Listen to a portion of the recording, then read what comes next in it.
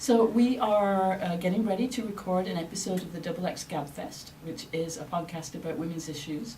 And hello, Kambusa. How are you? Nice to see you. Come on in. Nice to see you. Thank you. Weetabix are a very English breakfast.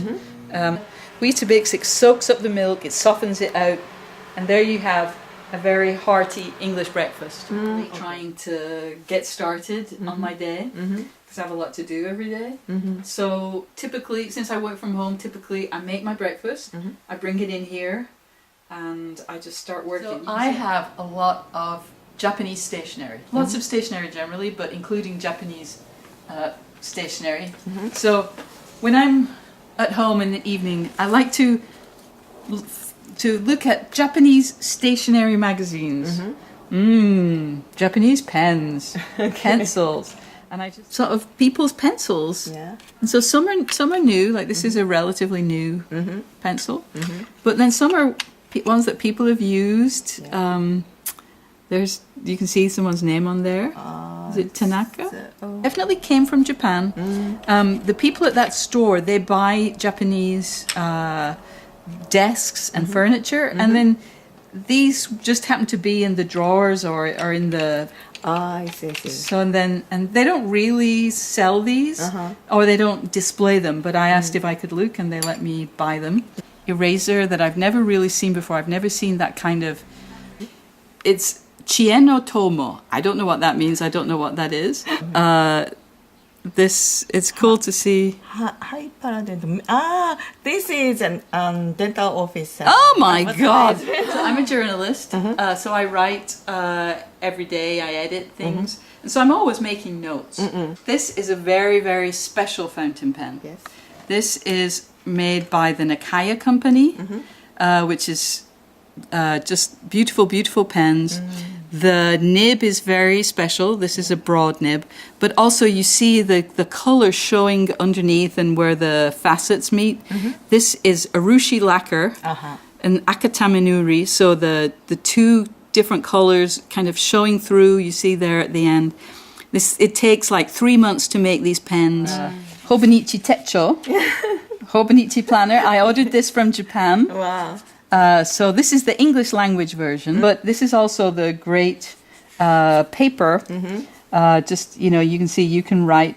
It's just really good for writing in fountain pen. This brand, Field Notes. I like the size. I can put it in my pocket. It was very rare. This was number 82 of 500. Agricultural companies used to give them to farmers when they bought feed or when they bought things for their farm. To make notes about their crops or the weather or whatever. So these were made to raise money for a project in Mongolia. So this says Field Notes in Mongolian. This is just from Muji. This is a Sailor Pro Gear, a Lamy 2000. And I have a Japanese ink in here though. Okay. Iroshizuku. And I believe this is Yamabudo. This is made by Pilot, and this is one of the few retractable fountain pens. Pens are like $3. But I always think, like, if I find the right piece of paper and the right kind of pen, that will help me think more clearly, express my ideas more clearly. I belong to several of these communities. One is the Erasable community on Facebook. Erasable community. Erasable, yes. So that's about pencils. I like for people who use Field Notes, which are the notebooks that I like. There's a community for people who listen to The Pen Addict, talking about different kinds of pens, talking about new kinds of inks, comparing inks. Somebody might say, I'm looking for a turquoise ink. Surprising how active they are. When I finish work, it's really nice to just go and look at, just go and talk about pens or pencils.